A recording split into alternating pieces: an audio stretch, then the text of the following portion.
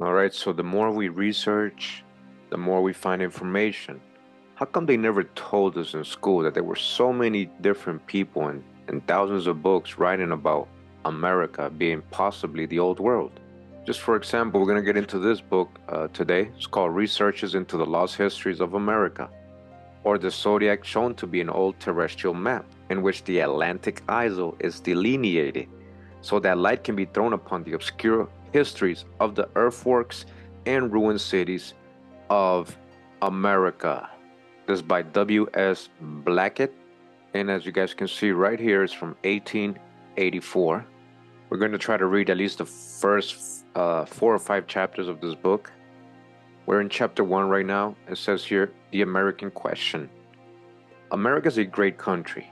The banner of the stars and stripes waves over a land which for resources and extent is second to none in the known world. Again, when it comes to resource and extent, is second to none in the known world. We got the most resources. Here's the true old world, terrestrial paradise, occupied in chief by a race famous in the annals of history as migrating into distant portions of the globe. All right, so people from here migrating out of here, like into distant portions of the globe, not coming in, and they're laying the base of future nationalities and empires. All right, right away he's telling you who is the right away he's letting you know who started civilization and spread it around the world. It came from here.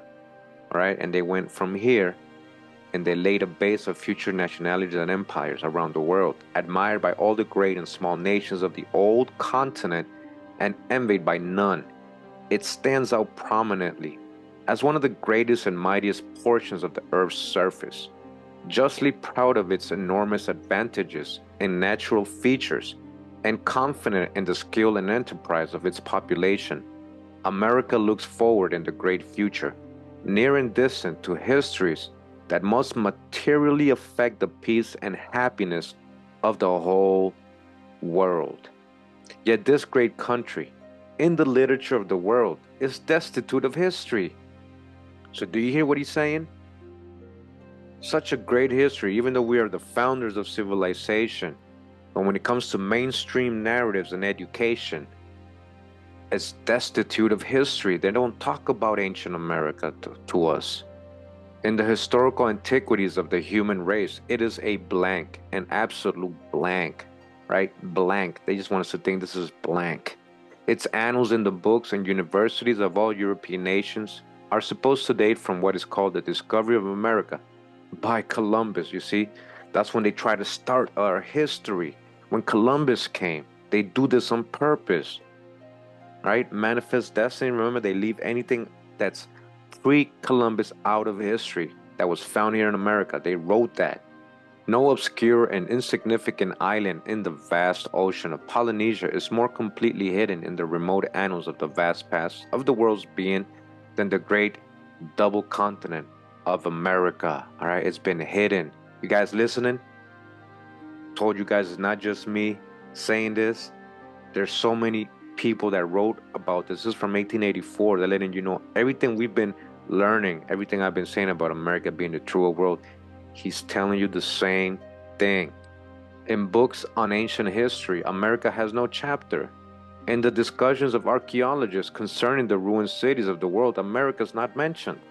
And any estimate of the mysterious movements recorded in the Bible concerning the Great Dispersion, America and its people have no place.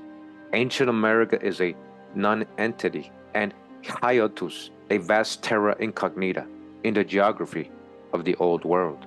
So he's breaking down how they had us thinking America was very insignificant. There was no history here before Columbus.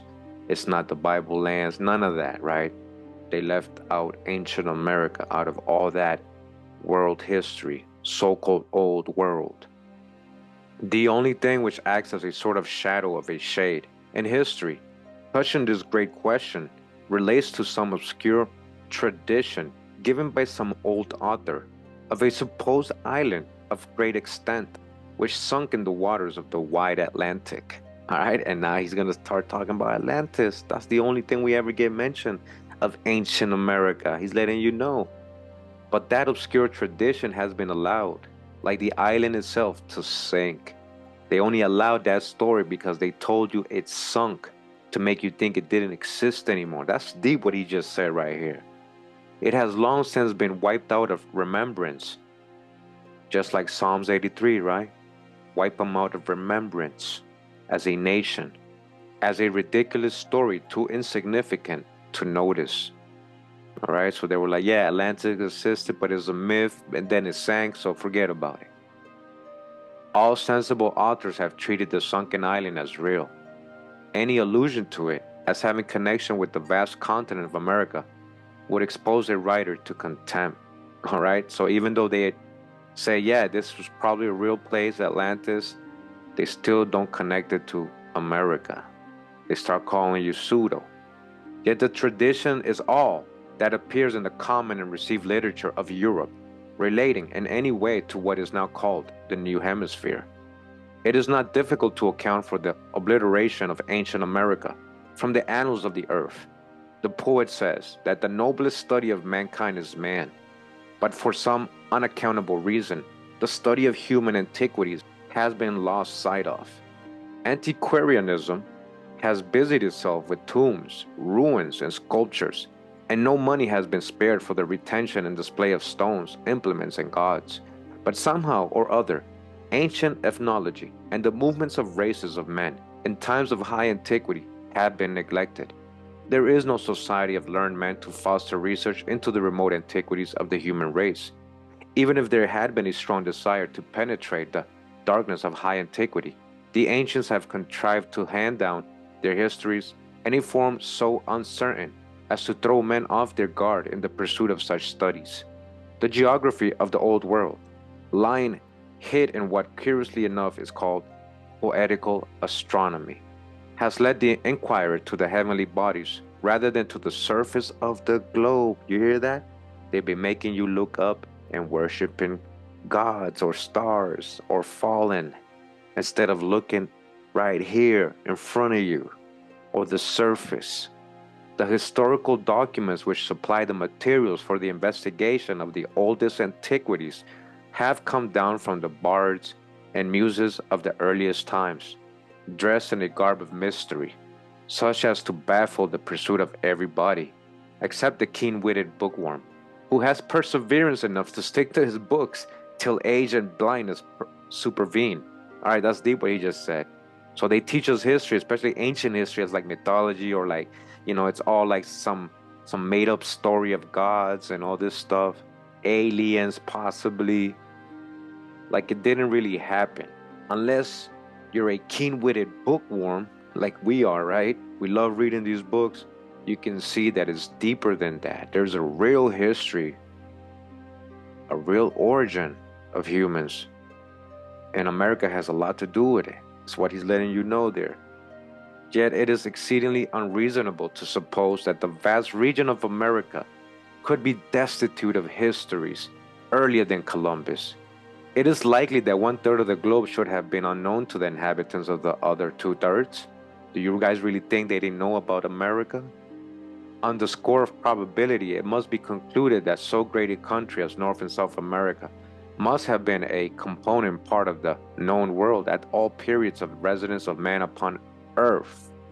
In the north, the continents are nearly united. In the south, the distance between the mouth of the Amazon and Africa is not greater than the length of the Mediterranean Sea. Besides that, when Strabo, a geographer of reliable character, is found stating that 6,000 years before his time, there was an arsenal at Cadiz, and ships celebrated for voyages at sea. Now you hear that? And when Plato, as will afterwards be seen described, great warlike eruptions from beyond the Pillars of Hercules, it becomes too plain for contradiction that there must have been extensive intercourse between the two hemispheres in times of high antiquity. It is equally unreasonable to suppose that the earliest writers of Italy, Greece, and India should have left no written records of the geography and history of so large a portion of the globe as America. All right, that makes sense. You got to be logical. How can these great civilizations like the Hindus, the Babylonians, all these old world cultures, how could they not know about America or even mention them, right? Because the truth is they really did.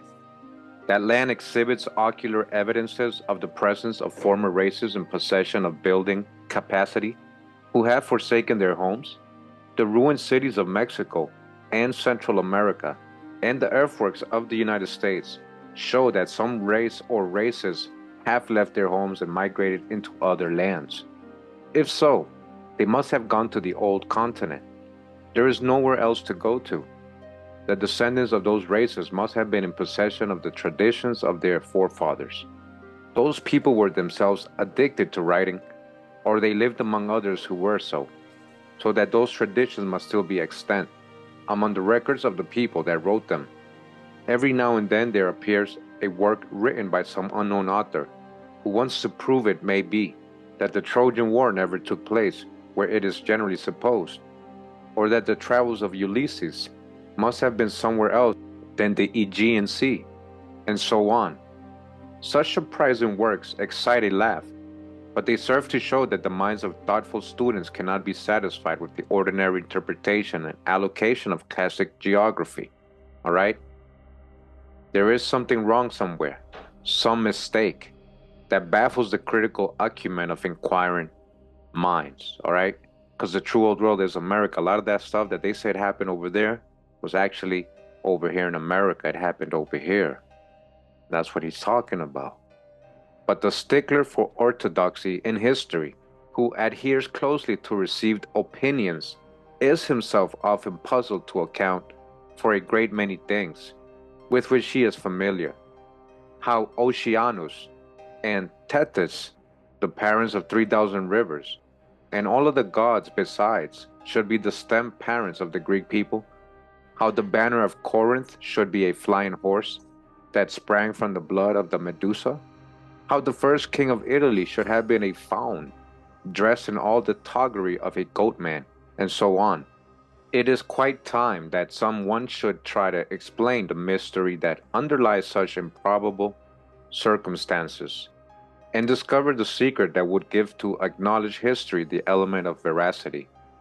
The American question has been long upon the tables of the learned, and numerous books of great value have been published, all right, numerous books on America, bearing upon different phases of the subject, as for instance, Prescott's Mexico and Peru, Anglo's Mexican Antiquities, Stevens' Travels, Britain's Myths of the Red Man, and again, we've read all these books in different videos. We're going to keep reading from these books, and others too numerous to specify. Most of these works relate to the histories of modern times and to the ruins scattered throughout the length and breadth of the hemisphere. Perhaps the work of Brasseur de Bourbourg tends more than any other to bring the mystery of the land into view, but even that valuable contribution to the American question fails to throw the needed light upon the obscurity. Its details, however, supply invaluable materials for the development of the true question at issue. The subject has been recently revived, and that under royal auspices. Fresh discoveries of ruins in Yucatan have attracted the attention of Americanists to the matter, and a conference has been held at Madrid and adjourned for 2 years to meet again at Copenhagen, while the German government has shown its interest in the question by securing for itself some remains from the province of Guatemala. All right? So before I continue, I just want to add, remember, they're just discovering a lot of these things in Mexico. Palenque is just discovered in the 1800s and all that. So, this is all new to them still in 1884. And these fresh discoveries, Uxmal in Yucatan attracts to itself the most attention as being the Pompeii of America. But it is not in the power of ruins and stones to remove the great veil of mystery which shrouds the antique histories of America. Even should these fresh discoveries and labors bring to light the reading of the hieroglyphics that adorn the remains, they may serve to disclose the names of the builders and chiefs by whom they were erected, but it would be of exceedingly small use to find out that the great red fox, or the flying dragon, again, the flying dragon, or some person of unpronounceable name, was the grandee that laid the basis of Uxmal's grandeur. It is greatly to be hoped that the present explorations will be pushed to their utmost limits, and that the land may be made to disclose more of those subterraneous cities which not only America but the whole Earth may reasonably be supposed to possess beneath its crust. The true and only way in which the origin and histories of the earthworks and ruins of America can be discovered is to search into the writings of the ancient European and Asiatic authors. Those writings are in themselves mysterious, but their incomprehensibility arises from the circumstance that a very large part of them belong not to the old continent. Listen to this, not to the old continent over there, but to America. Or again, what? What is he talking about? The ancient writings of Europe and Asia. Belongs to what? America. America is the underground world of the ancients. That's what I tell a lot of people, the underworld, where the sun sets, or the West. Amenti. There is no lack of materials for the development of the geography and history of antediluvian America, but they lie scattered in the fragmentary traditions and obscure cosmogonies of other lands. If ever the secrets of the great mounds and pyramidal erections are brought to light, it will be by that means. The lapse of ages and the lack of alphabetical writing in the vast past of the world's being have disarranged and thrown into confusion the records of its career. In the disentanglement, classification, and correction of known writings of the classic ages lies the only possible hope of reading of the secrets of American antiquities. But the mysteries of America are deeper mysteries than those of the Nile Valley and the subterranean palace of the Euphrates. All right? The American mysteries are deeper. It's deeper here in America. 1/3 of the great histories of the world undiscovered. Where are they and what? This is the great historical problem to be solved in this work. The god of navigation is supposed to occupy the throne. The emblems which the ancients have used to delineate the water god abound. They form the enrichments of the palace. Dolphins and tridents decorate the throne and enrich its accompaniments. The captain, or one who may be considered as invested with the functions of that modern officer, stands at the side of the throne, carrying a fine trident. The sailors are cupids, or more correctly, the birdmen, the harpies of antiquity. They are employed in furling or unfurling the sails. They bend under the weight. Beneath the throne is a splendid dragon, and a form truly graphic. All right? A what? A dragon. The god himself is concealed. He is behind the veil. But what is the meaning of all this imagery? The picture, when interpreted, tells its own tale. Poseidon is the ocean god, to whom the Atlantic isle was assigned. The scene must relate to that subject because the dragon belongs to that hemisphere. All right? The dragon belongs to what? Atlantic isle. It is Neptune on his dragon throne. The god is concealed, too intimate that the mysterious region over which he reigned is concealed. America is concealed, and its histories are behind the curtain. This beautiful picture teaches to the eye what the present work is intended to teach to the understanding. The reader is invited to approach the throne, to draw aside the veil of concealment, which hides the histories of the dragon land, to get a peep behind the curtain, and to see the ocean god. All right? The dragon land, or the Amaru, the land of Amaru. All right, so real quick, we're going to come back to this book that we read from before. It's called The Shadow of Atlantis. Great book. This is by Colonel A. Braggin. This is from 1940. We're going to belly flop all the way to chapter 10. We're going to be reading from different parts of this book and different videos. Since we were just reading the other book stating America is Atlantis, is what Plato and the Greeks were talking about. It was known to them and older than Egyptians, and how Americans went out from America and brought civilization to the other parts of the so-called old world. Chapter 10 here in this book, very interesting information. We're going to go over something that we've already discussed before as well. It says here, the most interesting hypothesis concerning the origin of the Egyptians and their culture is the Ethiopian one. First of all, I must explain that the term Ethiopia has not always been confined to present-day Abyssinia. All right, that's very important. I'm going to belly flop down here to this part. It says, according to P. Lecourt, the word Ethiopian, Ethiops, signifies sunburn and shows that the inhabitants of ancient Ethiopia were dark-skinned, even if they were not Negroes. Remember the definition of the Sonderville Bible for Ham. It says the progenitor of the dark races, but not the Negroes. But they are the dark skin, right? And lived in a hot climate. At first sight, all the above seems to apply to the modern Abyssinians. However, it turns out that two Ethiopias were known to ancient authors, okay?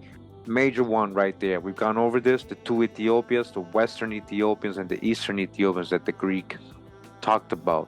The Western Ethiopians was America or the Atlanteans. That's what they're talking about right here. There was two Ethiopias, or as we say, the three Ethiopias, such as Diodorus Siculum, Homer, Hesychius, and Eustathe, who all differentiate between Eastern and Western Ethiopia.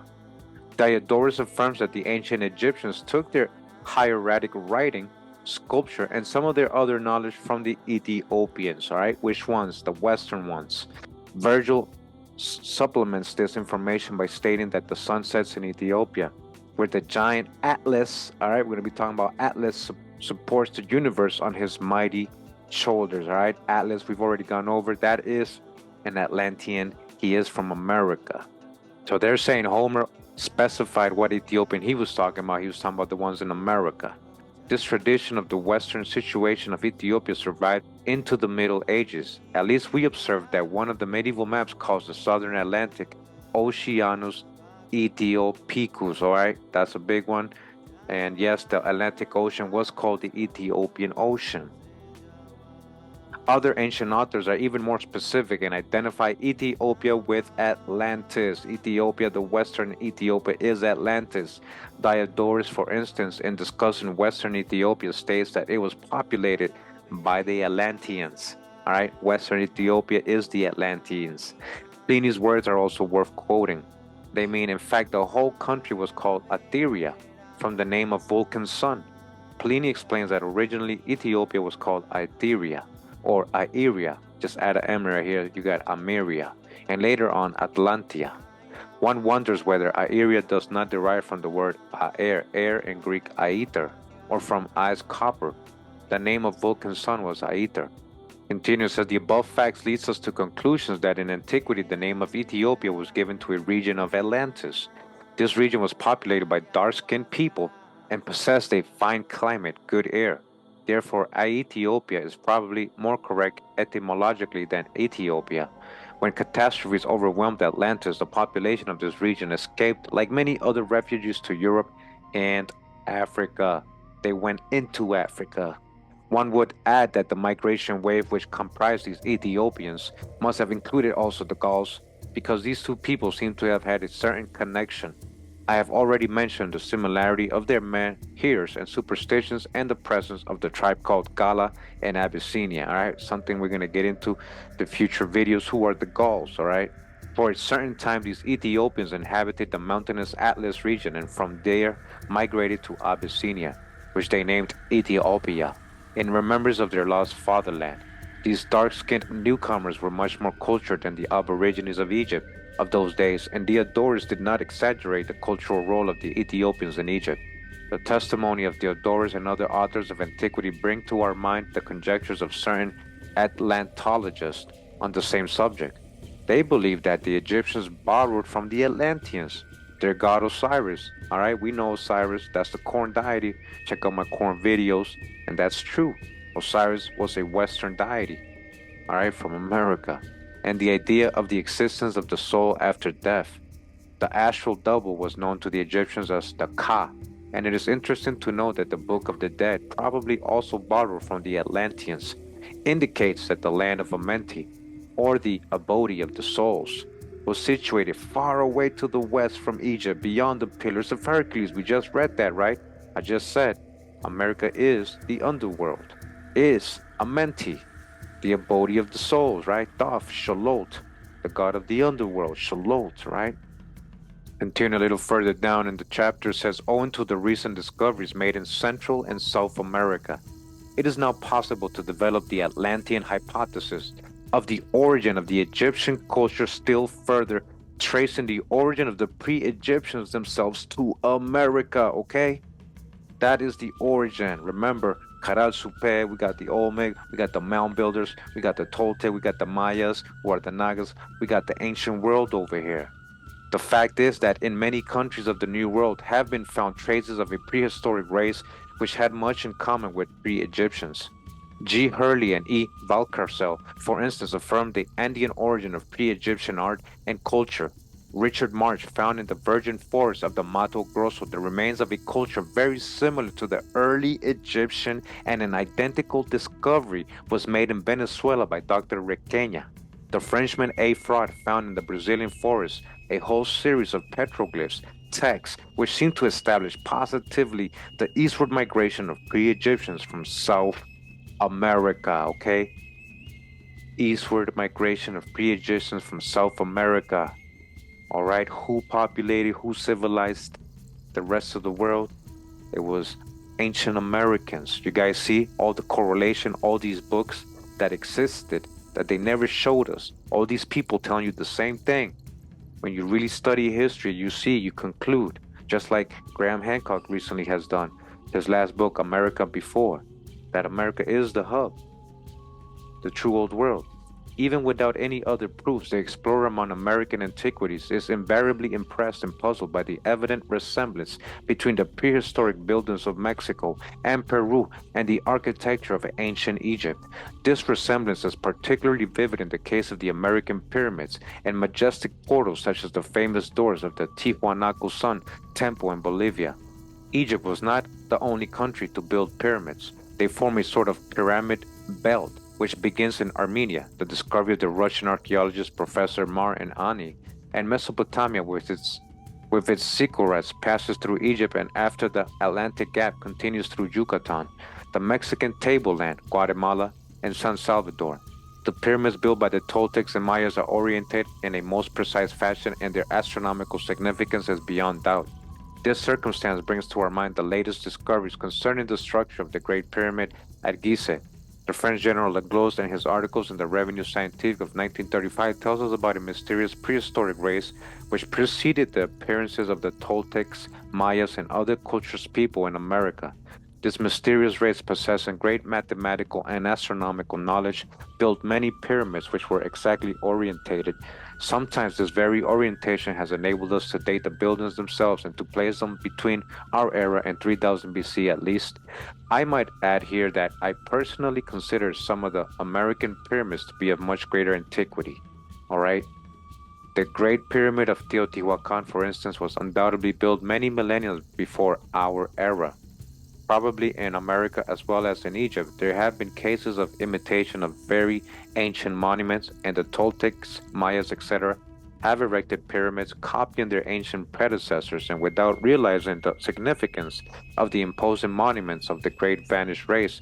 Some of the vague Indian legends say that the great pyramids of the New World, such for instance that of Cholula, were built by giants of unknown origin. All right, check out my Cholula video. We went over this exact story of the giants and the flood and the Tower of Babel and all that, right? Who eventually perished in a great catastrophe with floods and earthquakes. The picturesque language of the Orinoco Indians terms this epoch the days when forests were flooded. Catena Manoa. The resemblance between prehistoric American, Egyptian, and Babylonian buildings is sometimes amazing. The famous step pyramid of Saqqara in Egypt is plainly a copy of Mexican pyramids and Babylonian ziggurats, right? It's a copy. Incidentally, the knowledge hidden in the details of the structure of the Great Pyramid of Giza was probably acquired by the Egyptians from the Atlanteans. That's where they got their knowledge of building a pyramid. You see that? Because this knowledge, attracting at present a good deal of attention, shows a level superior to that usually found in Egypt. Okay, the pyramids over here are more superior. The central position of the continent in the Atlantic Ocean probably contributed to its predominant role in the civilized world of those days. Its influence in the west stretched as far as Yucatan and Mexico, and in the east as far as the Mediterranean basin and Babylonia. Later on, we will see the wealth of knowledge displayed in the construction of the Great Pyramid of Giza, which was built in all probability under the influence, if not the direct supervision, of the Atlanteans. The Atlanteans, Thoth, right? Thoth, who built the pyramid? It was Amarucans. The most prosperous period of Atlantean history was probably characterized by emigrations of the superfluous population to distant European colonies, all right? Americans going, Atlanteans going out from here, colonizing the world. In Europe, it says here, these immigrants were replaced by the pre-Egyptians and other tribes issuing from America, all right? Coming from America. Scotia, the princes, right? The gypsies coming from Egypt. What ancient Egypt? The pre-Egyptians originating in South America. The ones from South America is what we're talking about. Probably in Brazil. Slowly traversed during several millenniums the territories of Peru, Bolivia, Ecuador, Central America, and Yucatan, creating along their route several states with indelible Egyptian traits. From America through Atlantis and northern Africa, the pre-Egyptians finally reached Libya and Egypt. Finally, okay? That's later on. Finally, they went over there and settled down along the Nile, the fake Nile, which in those days probably discharged itself into a great swampy region between Giza and the now submerged low tableland south of the present archipelago. Apart from this peculiarity, we find much resemblance between the single hieroglyphics of prehistoric America and those of ancient Egypt. Le Plongeon, for instance, indicates at least 13 Maya signs which are identical with the Egyptian signs of analogous meaning. All right, we've gone over this information in past videos. Check it out, Augustus Le Plongeon. And Dr. Bertoni finds the same of half of the Jarigua hieroglyphics from Paraguay of the Guaranis. The Jarigua hieroglyphics probably represent the southern boundary of autochthonous American race, in many ways akin to the civilization of the Nile Valley. Inscriptions in Egyptian style are particularly numerous in Brazil, in the virgin forests of Amazonia, and in the Mato Grosso. Again, we've gone over this information as well as what they have found in the forest, in the Amazon forest of Brazil, and all these regions. They found Phoenician and Egyptian script, what appears to be old script, right? That's the original. Apart from the similarity of Quichua roots and expressions with the corresponding Egyptian ones as established by H. Onfroy de Thorin, we have the work of A. Fraud, who has proved beyond doubt that at one time the pre-Egyptians migrated from South America to the northeast. Thus, it is now clear that some millenniums ago the ancestors of the ancient Egyptians abandoned the country of their origin in America. Okay, the ancient Egyptians, what? Their origin in where? America. You guys hear this? It's not me saying this. A section of these migrants settled in the territories of the present Peru, Ecuador, San Salvador, Mexico, etc. But the majority probably went to Atlantis. The sojourn in this center of prehistoric culture enriched the knowledge of the pre-Egyptians, and this fact explains the high degree of culture shown by them in the valley of the Nile and their knowledge of the forbidden sciences, astrology, magic, etc. Probably the ancient Egyptians borrowed the occultism bodily from the Atlanteans, who according to traditions were adepts in hermetism. All right. Now again, this is gonna lead back to Thoth, right? Thoth. Remember Thoth in the Emerald Tablets of Thoth. He is from Atlantis. He is the Atlantean Thoth in the Emerald Tablets, and yes, he is hermetism. He is Hermes. It seems that at some time, while Atlantis was still in existence, a great migration wave came through it from the New World to the Mediterranean shores. Perhaps the learned Atlantean engineers accompanied a group of migrants which went to Egypt and either built there the Great Pyramid and the Sphinx, or at least prepared plans and calculations for their eventual construction. The similarity between the general traits of the Egyptian, Sumerian, Mayan, Toltec, etc. cultures, architecture, and religio-astronomical ideas make the Atlanto-American hypothesis of the origin of Egyptian civilization much more weighty than either the Caucasian or the Sumerian hypothesis, okay? It was from America. That's the mother. Today, it's called Researches into the Lost Histories of America, or the Zodiac, shown to be an old terrestrial map in which the Atlantic Isle is delineated so that light can be thrown upon the obscure histories of the earthworks and ruined cities of America. And we continue in this book, chapter 2. America is distinctly delineated in one of the oldest maps extant. It is to India one has to look for the earliest maps. The intelligent and keen-witted sages of India are in possession of a very extensive and minute system of geography in their Puranas. Unfortunately, it is too mystical for use, and the nomenclature of countries differs so largely from ancient European geography as to create for it a good deal of incredulity, which may or may not be unreasonable. But the sages have maps, many of which have been published in the Asiatic Researches. One of these maps is of singular importance in any inquiry into the geography of the ancient world. A copy of it here given for examination. All right, so this is an old Hindu map of the world. I'm just going to back up a little bit. As you guys can see, he's saying America's in here. One of the oldest maps in the world. As you guys can see, it says land of darkness full of waters, abode of great spirit Vishnu. The form of the map proves the Hindus to have had the most imperfect idea of the art of map construction, but the contents of it equally show that they must have had a very extensive knowledge of the whole globe. The observant reader will not fail to notice that in this map, America is distinctly delineated. The ocean is made to surround the old continent. Although there may be inaccuracy in the form in which it is drawn, yet the fact is plain. The ocean here represented comprises the Atlantic in the west and the Pacific in the east. Africa is here mentioned by name and must be comprised in the oval so that the geography is not incorrect. Beyond the ocean there is another land which surrounds the ocean. Of course, that is America, and a map formed upon the construction of a dish, which is the form in which the maps of Herodotus and others are drawn. The geography is perfectly correct. This encompassing land has a chasm in the west. The chasm does really exist. It is the Caribbean Sea and the Gulf of Mexico, which divide the two great insular continents of North and South America, and which serve as an inlet of approach to both. All right, let's go take a look at the map again and see if we can see that. This is the chasm, as he's saying, land of darkness full of waters, abode of great spirit Vishnu, the land of the gods. But the actual identity of this land with America is seen by the name which is given to it and the character said to inhabit it. It is Survana Bhumi, or the land of gold. Survana Shumi, or land of gold, huh? Land of gold, huh? In the geography of India, Survana is joined to Swetam, Dipwa. They are said to be two parts of one whole. The Swetam Dwipa is a very important place in the Indian history and antiquities, as will afterwards appear. Now remember where the Nagas are from? We already got the whole breakdown. Who were the real Nagas? Where were they really coming from? Ancient America, the Ramayana, Maya. Who was Buddha's mom? Maya. Guatemala, Buddha, Guatemala.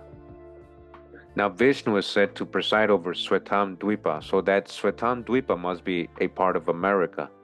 In the Asiatic Researches, Swetam Dwipa is always called the White Island in the West. Under these circumstances, it is plain that Swetam Dwipa and Survana are Hindu names for North and South America. Right? You guys see? That's what it means.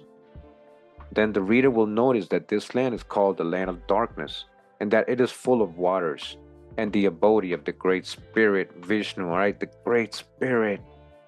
In this epithet appears the exact name which the North American Indians invariably give to their god, Great Spirit. In a latter part of this work, it will be shown that the blue and water god, Vishnu, is an impersonation of America. All right, that's some deep stuff they're telling us here. Abode of the Great Spirit, America, Survana, the land of gold, North and South. All right, so the god Vishnu is an impersonation of America, in case you didn't know. On the whole, the teaching of the map is too plain to be misunderstood. America is distinctly delineated in the oldest Hindu map. And we continue in the book Researches into the Lost Histories of America, or the Zodiac, shown to be an old terrestrial map in which the Atlantic Isle is delineated, so that the light can be thrown upon the obscure histories of the earthworks and ruined cities of America. This is from 1884. We're continuing in chapter 3. It says here, the zodiacs are terrestrial maps of the mythic ages, by which it is seen that America formed a part of the known world at that time, and that it was set in the stars. Okay, so a little further down it says, an interesting question arises out of the preceding argument. Who were the people that first constructed zodiacs? Three quotations from ancient authors are called for to answer this question. Landseer gives a passage from Lucianus, a celebrated writer in the reign of Trajan, who says that astronomy came originally from Ethiopia.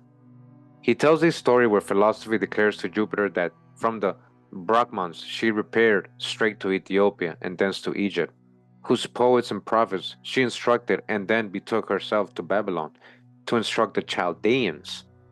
Diodorus Siculus says that it was Atlas Egyptius or Phoenix, all right, Phoenix or Enoch, king of Mauritania and brother of Prometheus, who first constructed the spear of heaven.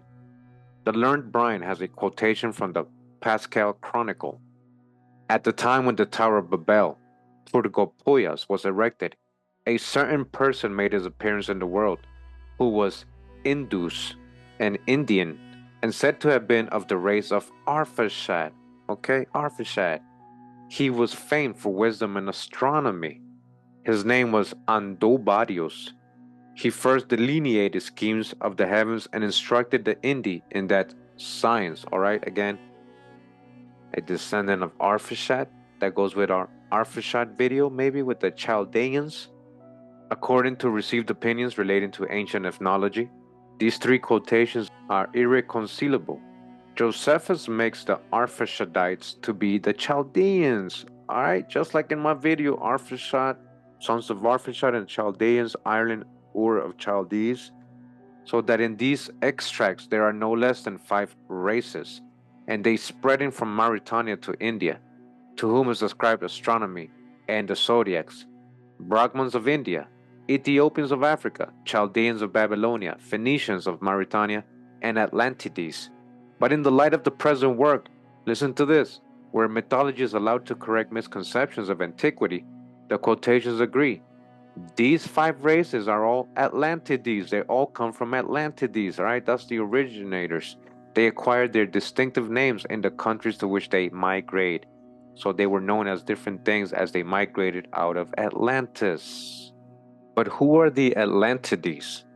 They are the children of Atlas, king of the Atlantic Isle. The Atlantides are also called Oceanides. That is to say, they are people living in the Atlantic Ocean. It is true that Diod, Siculus makes Atlas Egyptius king of Mauritania, but Mauritania is not an island, and it can, by no forced construction, be called the Atlantic Isle. And Mauritania offers no evidences of having been the abode of astronomers. All right, you hear that? So they're not talking about present-day Mauritania. That's what he's telling you. But Mauritania is not an island. To find Atlas as an astronomer, one must look beyond the Atlantic Ocean. In other words, one must look to America for the Atlantides.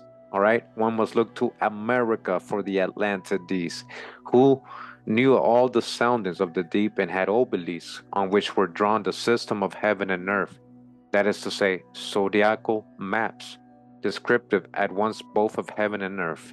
Now at the present day it requires very little research to find Atlas, the astronomer, in America. The Spaniards in their discovery of America found Atlas himself still engaged at the lapse of thousands of years on his astronomical studies. In Mexico, it is the Aztlans that were astronomers. The Aztlans, remember Mexica came from Aztlan? Here is Atlas himself in his old name. He is king of the Atlantic Isle. That the Aztlans were astronomers is manifest from in the accounts given of them by the Spaniards, and that they are the same as the Atlas Egyptius, okay? It's the same people mentioned by the ancient Greeks, who? The Aztlans, of whom Diod Siculus speaks, is plain from the resemblance observable between the Aztlan astronomy and that of Egypt. All right, where's the true ancient Egypt that they were talking about? The Aztlans, Mexica. The following extracts from Prescott's Conquest of Mexico will prove that fact. The epoch they reckoned from was 1091, the time of the reform of their calendar, a little after their migration from Aztlan. All right, they are talking about the Mexica. Their calculation of the year was more exact than ours. The cycle of 52 years is encompassed by a serpent symbol of an age, both by Persians and Egyptians. At page 106 he says, Their astrological year was divided into months of 13 days. It is a curious fact that the number of lunar months of 13 days with the intercalation should correspond precisely with the number of years in the great Zodiac period of the Egyptians, example 1491, a period in which the seasons and festivals come round to the same place in the year again. This reasoning is convincing, yet it is most likely that the reader will require confirmation of it, especially in regard to the point that the Aslans were astronomers before the Egyptians, alright? Again, before the so-called Egyptians, who were the first Aslans, and that they were their teachers.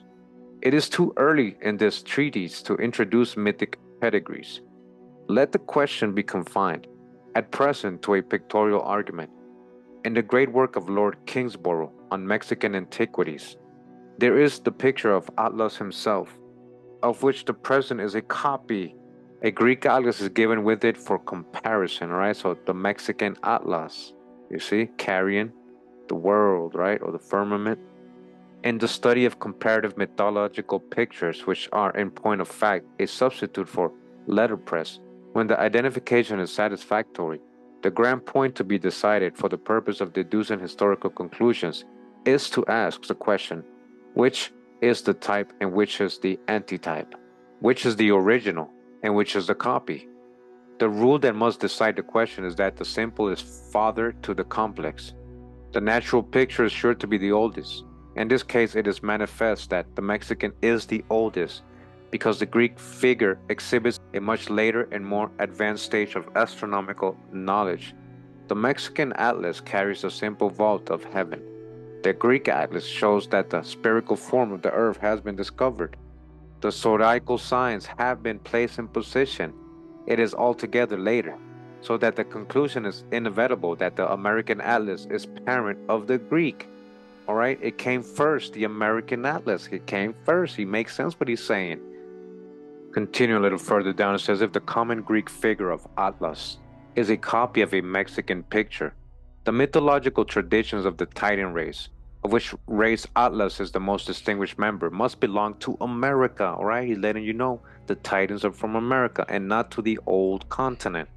These traditions form a very large part of the classical lexicon.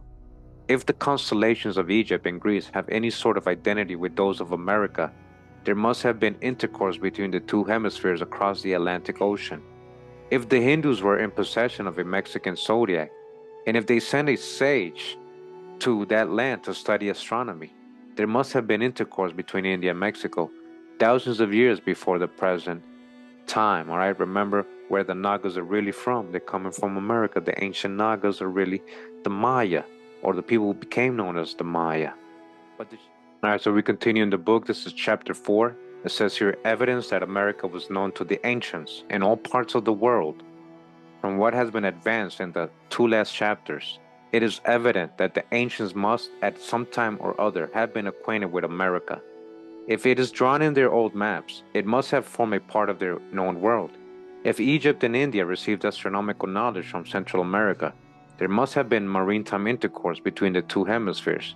But the theory is a breach of received opinions, and it requires more evidence to establish it. There ought to be found in the writings of acknowledged authors, at least in the earliest stages of real history, some mention of the continent and its affairs. The first extract will be taken from the writings of Plato, in his work entitled Critias. Plato was a celebrated Athenian philosopher who died about 384 years before the Christian era. Only the opening passage of his work will be given here. More of it will be transcribed in the chapter on Central America. First of all, let us recollect that it is about 9,000 years since war was proclaimed between those dwelling outside the Pillars of Hercules and all those within them. Of the latter party, then, this city was the leader. Of the former, the kings of the Atlantic island. To the gods was once locally allotted the whole earth. Different gods having received by lot different regions, all right, just like the Bible, right? Noah splitting the earth into 3 lots by his 3 sons. So just like that in the Greek, the gods received a lot, different regions, and proceeded to cultivate them. But Hephaestus and Athena, having a common nature from having the same father, arranged the order of government. This calls for comment. Plato puts this great warlike eruption at 9,000 years before his time, yet he speaks of it as a common well-known fact. There are certainly no writings transmitted by the Greeks that can be referred to that age. They must either have been lost or he must draw his knowledge from the mythic traditions, which form quite a large volume in the Greek literature. That certainly justifies the use of those traditions in the construction of the present work. It stamps them with an historical value, which is not ordinarily assigned to them. Again, Plato refers to this warlike attack on Europe as great. It could not have been the arrival of a few canoes or small vessels. There must have been big ships and national troops, for Plato speaks of the kings of the Atlantic Isle. If so, not only must America have been known to the ancients, but its power must have been felt. Not only so, for the language employed by Plato leads to the unavoidable conclusion that the early history of Europe must have been affected by this hostile attack. On the other hand, the histories of the Atlantic Island must have undergone some great change by the loss of people and kings. The next quotation is from the same author and is found in Timaeus. There is a conversation with an Egyptian priest. The priest says to the Greek, "Our sacred writings relate what a prodigious force your city once overcame, when a mighty warlike power rushing from the Atlantic Sea spread itself with hostile fury over all Europe and Asia. That sea was, indeed, then navigable, and had an island fronting that mouth, which you in your tongue call the Pillars of Hercules.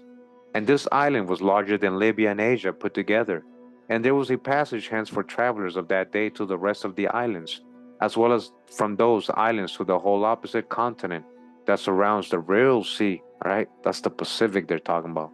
And this Atlantic island then was formed a powerful league of kings who subdued the entire island, together with many others in parts also of the continent, besides which they subjected to their rule the inland parts of Libya, as far as Egypt and Europe, also as far as Tarhenia.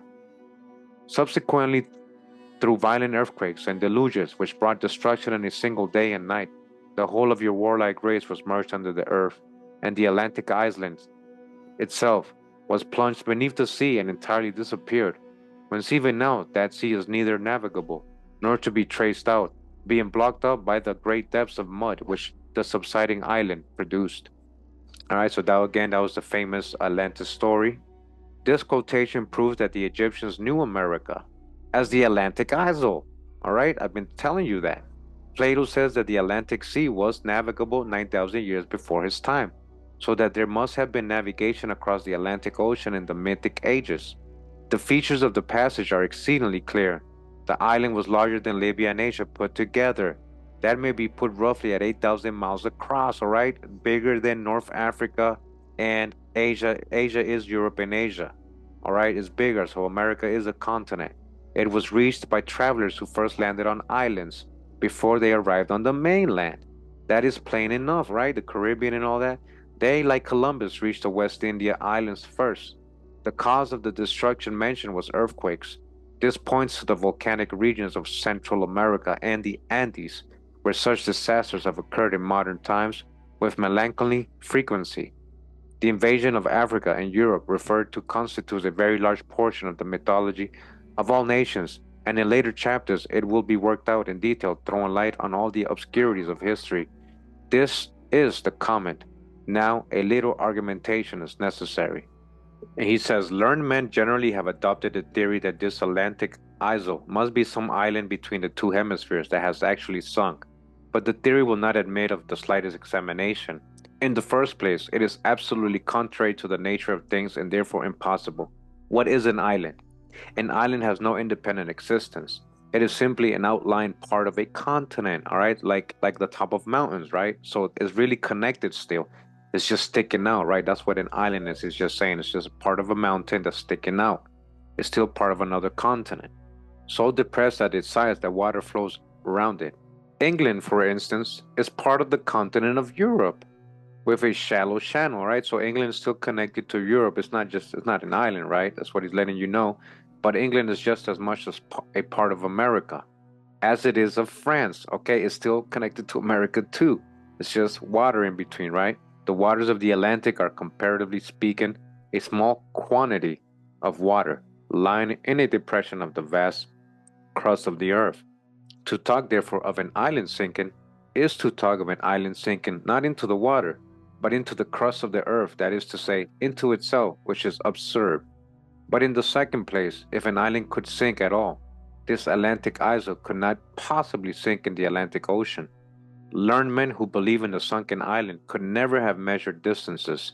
They must have jumped to conclusions without a thought.